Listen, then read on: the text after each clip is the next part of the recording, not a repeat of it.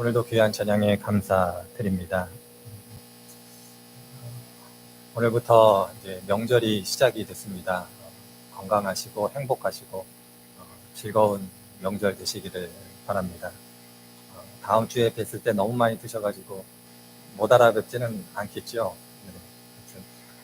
한 주간 행복하게 그렇게 명절 잘 지내시기를 바랍니다. 오늘로써 저희들이 함께 읽어온 여호수아서를 함께 마지막으로 이제 상고해 보게 되었습니다.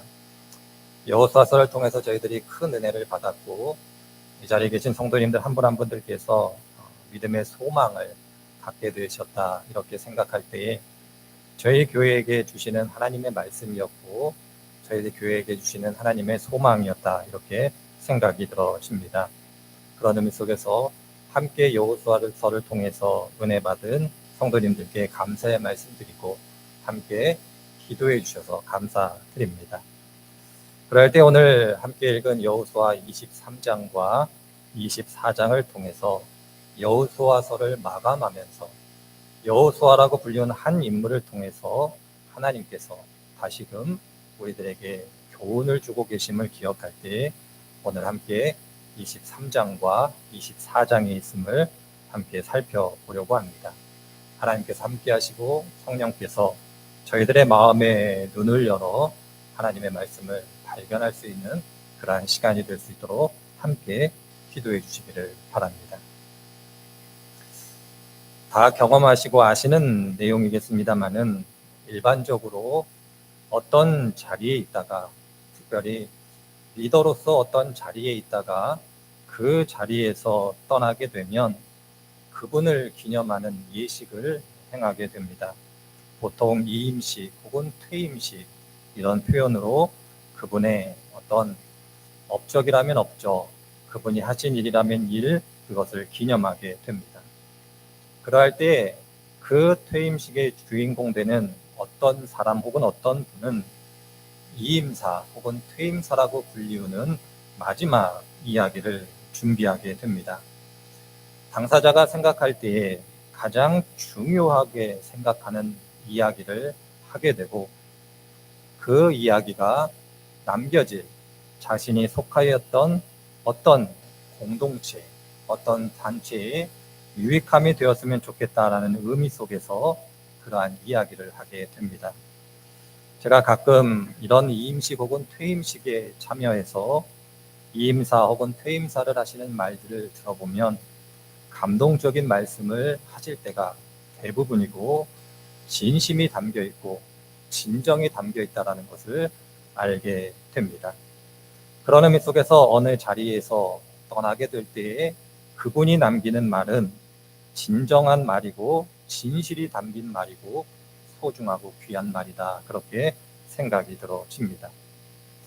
그러할 때 만약 어떤 자리가 아니라 인생의 마지막 순간에 삶의 마지막 순간에 이제 삶을 마감함으로써 누군가에게 어떤 이야기를 한다라면 그것은 이임식 혹은 퇴임식에 하는 말과 비교할 수 없을 정도로 진정성 혹은 진실함이 담겨져 있을 겁니다.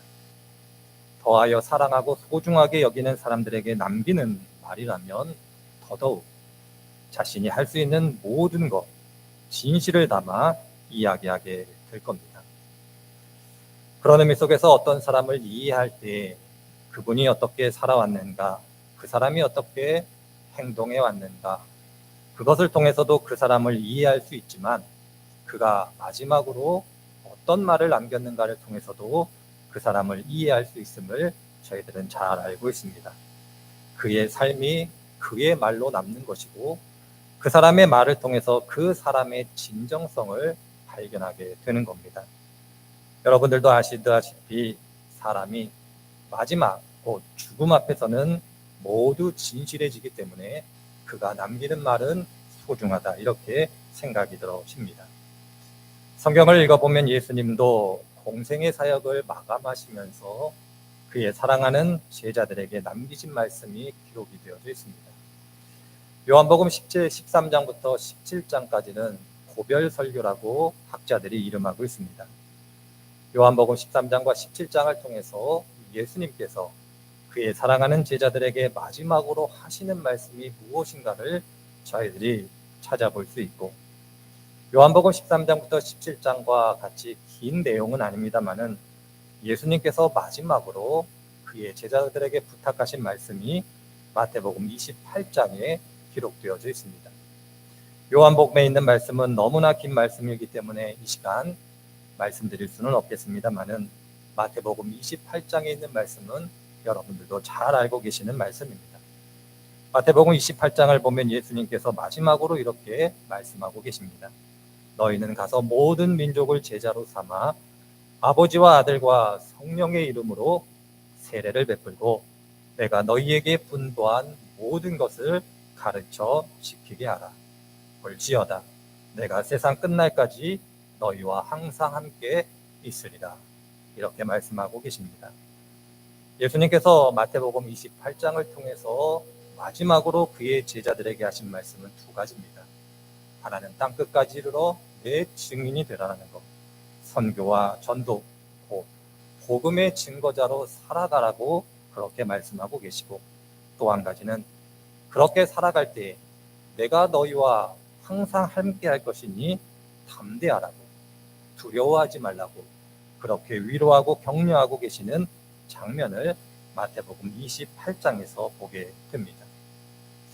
그러할 때에 이 자리에 계신 성도님들 한 분 한 분들께서 만약에 여러분들이 이 세상을 떠난 날을 알고 계시고 하나님께서 부르시는 그 날을 알고 계신다고 하실 때에 여러분들이 그 날이 다가옴으로써 혹여 여러분들이 누군가에게 마지막으로 어떤 말을 남기시다 했다라면 어떤 말씀들을 남겨보고 싶으십니까?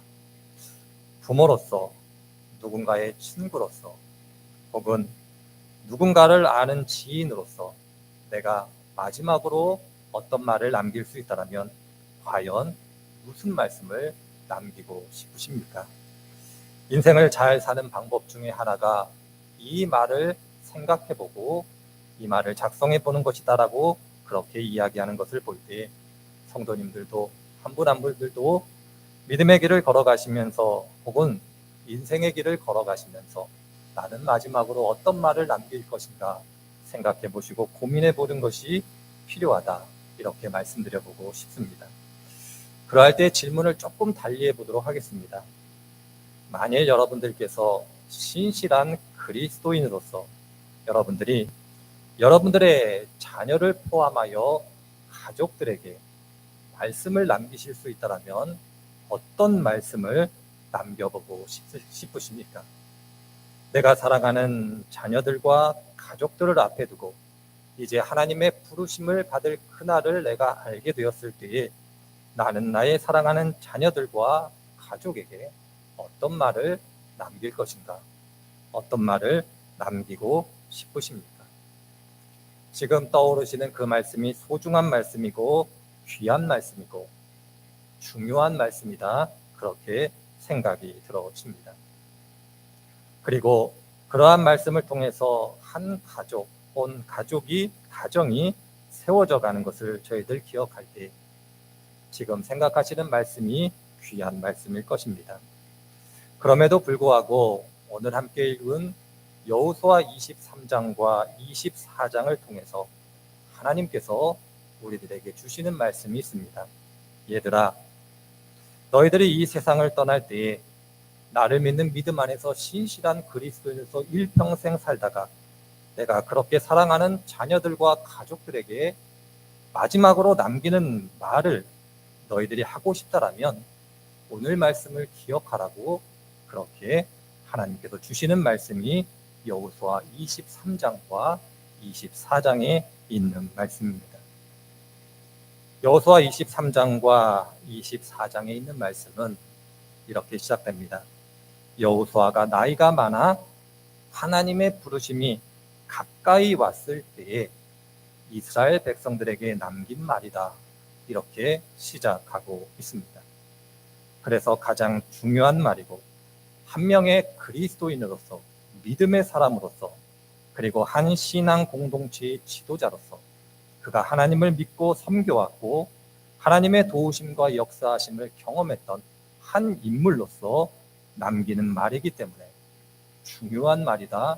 그렇게 강조해서 다시금 말씀드려보고 싶습니다.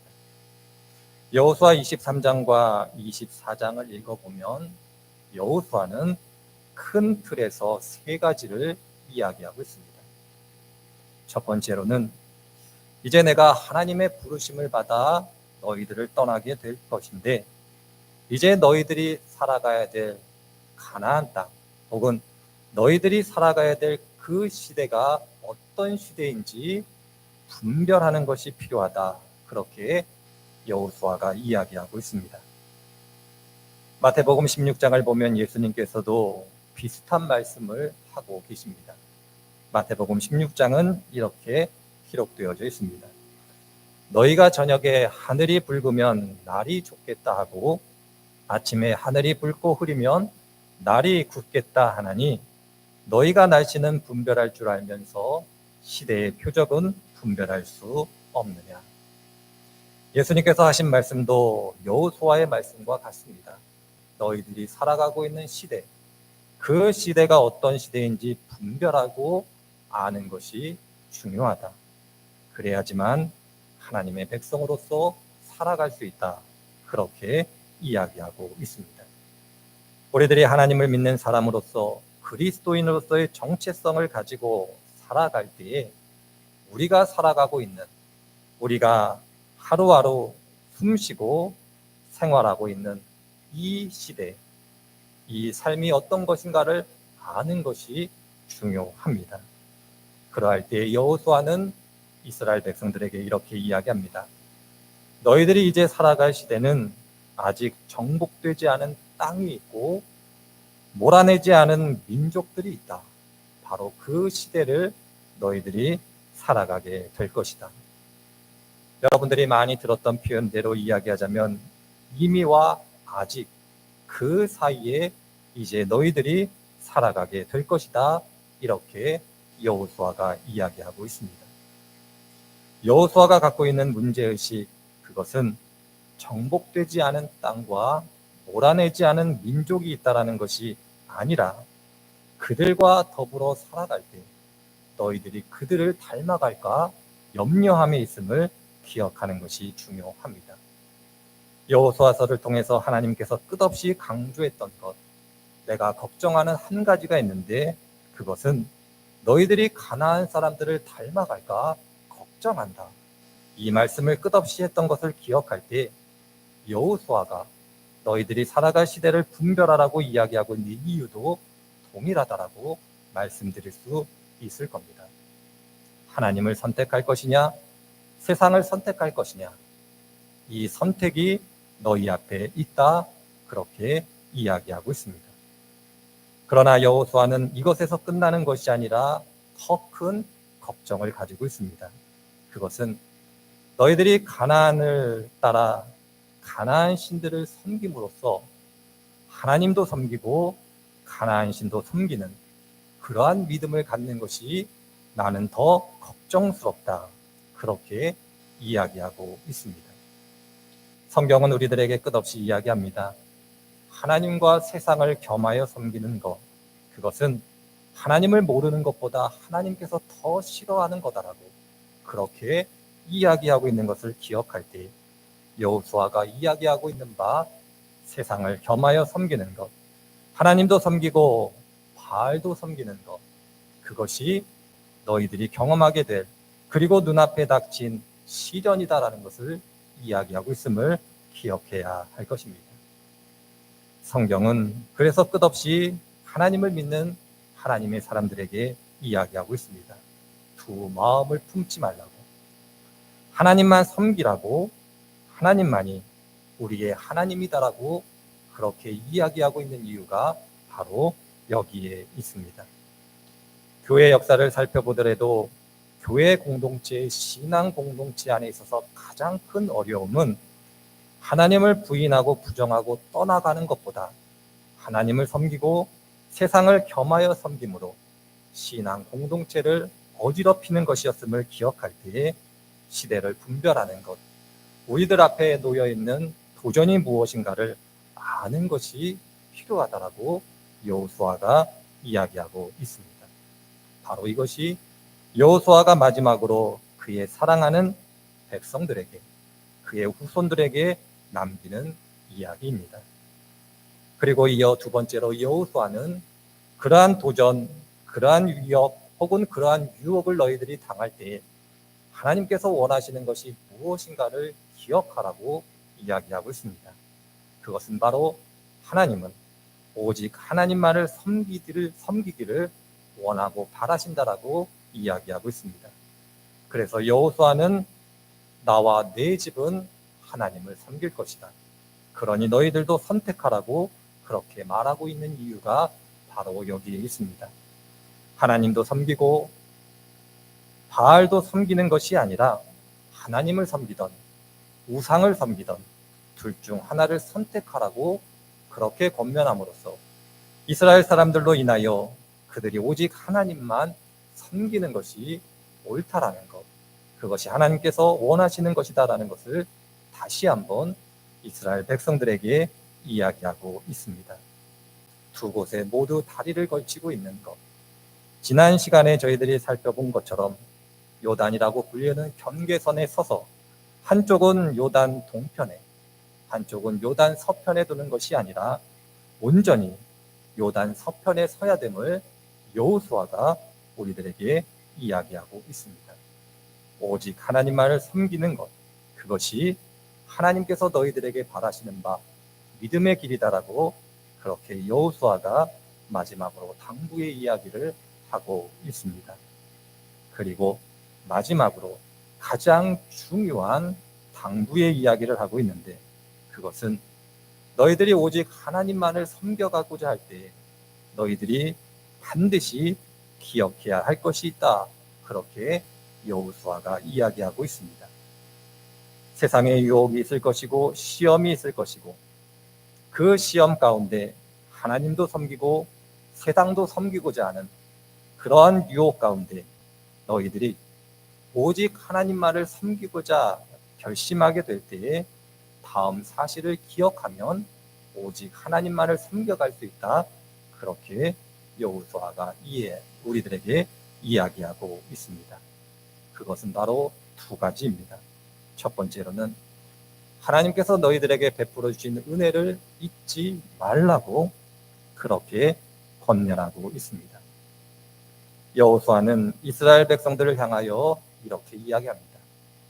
너희들의 믿음의 조상 아브라함이 하나님의 부르심을 받을 때에 아브라함의 아버지 데라는 우상을 숭배하는 자였다.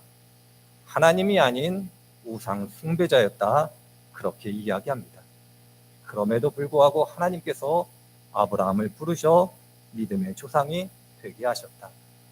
그리고 너희들을 애굽으로 이끌어 기근으로부터 살리셨을 뿐만 아니라 애굽에 사는 동안 고난당하고 고통당할 때에 그 고난을 잊지 않고 너희들을 애굽으로부터 구원해내신 분이 하나님이시다, 그렇게 이야기하고 있습니다.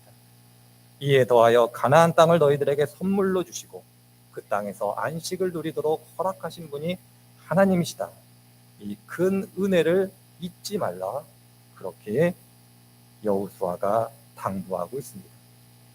여호수아의 이 말씀은 바울의 고백을 기억나게 합니다. 바울도 이와 비슷한 고백을 로마서에서 하고 있습니다. 우리가 아직 죄인 되었을 때 그리스도께서 우리를 위하여 죽으심으로 하나님께서 우리에 대한 자기의 사랑을 확증하셨다, 이렇게 바울 사도가 고백하고 있습니다.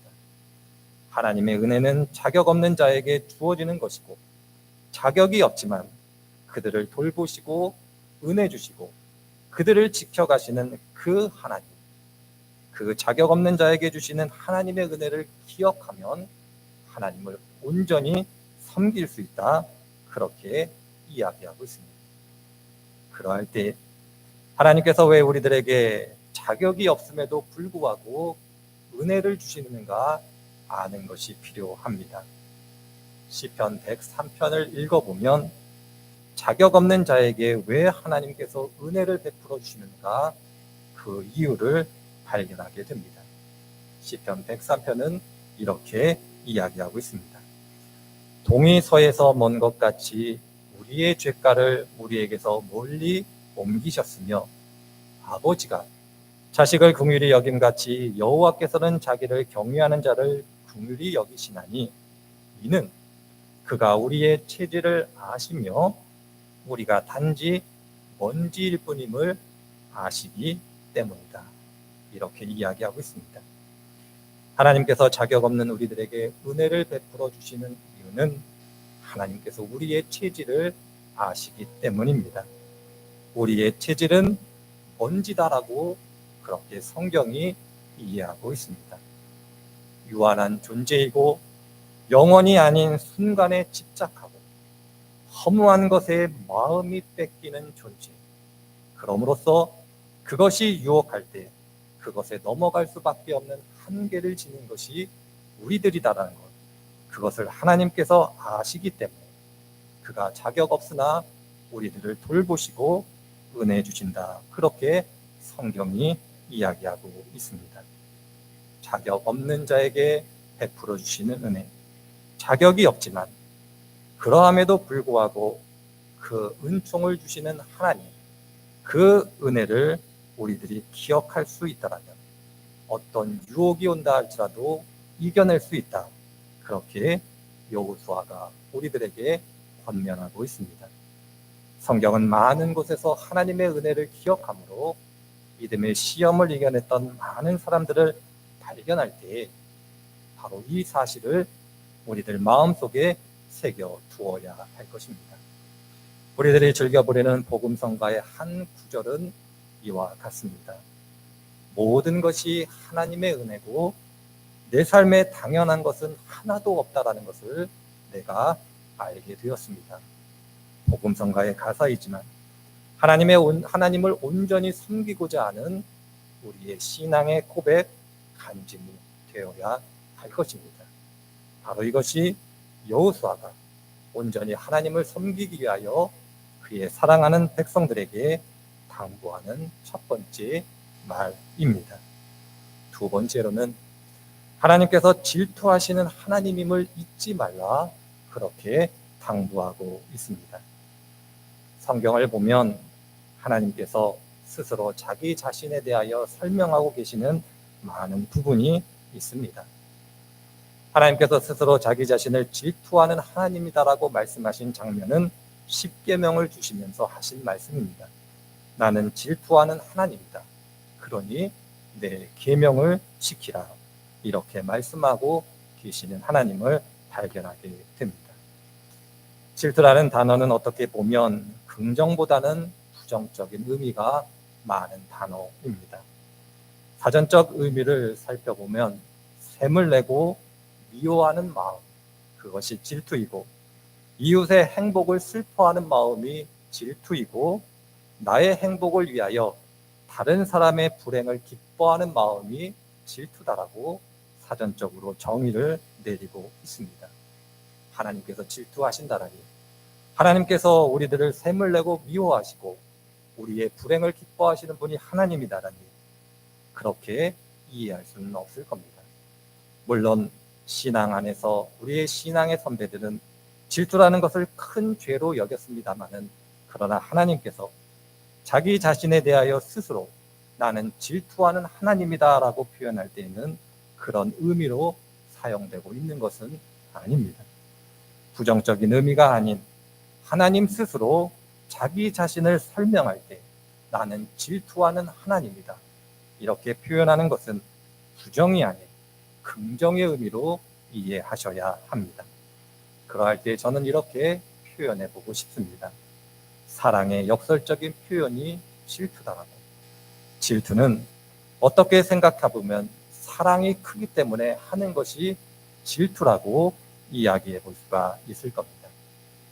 인생을 살아보면 다 아시는 것들이 있습니다. 누군가에게 기대가 없으면 실망이 없습니다. 그러나 누군가에게 기대하면 기대할수록, 그 크기가 커지면 커질수록 실망도 커집니다. 질투는 사랑에 비례한다라고 말씀드릴 수 있을 겁니다. 성경을 읽어보면 하나님께서 우리들을 얼마나 사랑하고 계시는가를 많은 곳에서 발견하게 됩니다. 나는 질투하는 하나님이다. 이렇게 표현하고 계시는 하나님은 나는 너희들을 사랑한다. 그렇게 표현하고 계시는 하나님으로 이해하셔야 할 겁니다. 질투하기 때문에 우리들을 징계하시기도 하고, 질투하시기 때문에 우리들을 책망하시기도 하지만, 질투가 곧 사랑이기 때문에 그 징계와 책망이 끝까지 가지 않고 우리가 한없이 부족함에도 불구하고 그 징계와 책망을 거두어 들이시는 하나님, 그 하나님의 사랑을 기억하라고 여호수아가 우리들에게 이야기하고 있습니다. 믿음의 길을 걸어가며 여러분들도 하나님의 사랑을 경험해 보셨을 겁니다. 하나님이 나를 얼마나 사랑하고 계시고 나를 얼마나 소중하게 여기시는가를 경험해 보셨다라면 그 사랑을 잊지 않을 때 온전히 하나님을 섬겨갈 수 있게 되는 겁니다. 하나님을 온전히 섬기는 데에는 다른 것이 중요하지 않습니다. 하나님의 은혜, 자격 없는 자에게 주시는 하나님의 은혜를 내가 잊지 않는다라면, 그리고 나를 죽기까지 사랑하시는 그 아버지 하나님의 사랑을 잊지 않는다라면 끝까지 하나님을 섬겨갈 수 있음을 기억하라고, 그렇게 오늘 말씀이 우리들에게 권면하고 있습니다. 하나님은 우리들을 이를 위하여 부르셨고 이렇게 믿음의 길을 걸어가라고 오늘도 우리들에게 말씀하고 계십니다. 분명한 것은 우리들은 많은 유혹과 시험이 있는 세상을 살아갑니다. 하나님도 섬기고 세상도 섬기고 싶은 유혹을 받을 때가 한두 번이 아닙니다. 그때 하나님의 은혜와 하나님의 사랑을 기억하심도 그 모든 시험과 유혹을 이겨내시는 귀한 분들이 되시기를 바랍니다. 이번 주간은 명절로 함께 온 가족들이 모이게 됩니다. 가족들이 모여 많은 말씀을 하실 수 있겠습니다만은 무엇보다도 자녀들과 온 식구들이 모였을 때 하나님의 은혜를 나누고 하나님의 사랑을 나누시는 그러한 시간, 그러한 자리가 되셨으면 좋겠습니다. 하나님의 은혜, 하나님의 사랑이 아닌 다른 것이 나누어지는 자리가 아니라 무엇보다도 이 은혜와 사랑이 나누어질 때 믿음의 가정, 믿음의 가문을 이어갈 수 있을 겁니다. 오늘 여호수아가 그의 사랑하는 백성들에게 마지막으로 하는 이 말씀을 마음속에 새김으로 신앙의 길을 걸어가시는 복된 분들이 되시기를 주님의 이름으로 축원드립니다.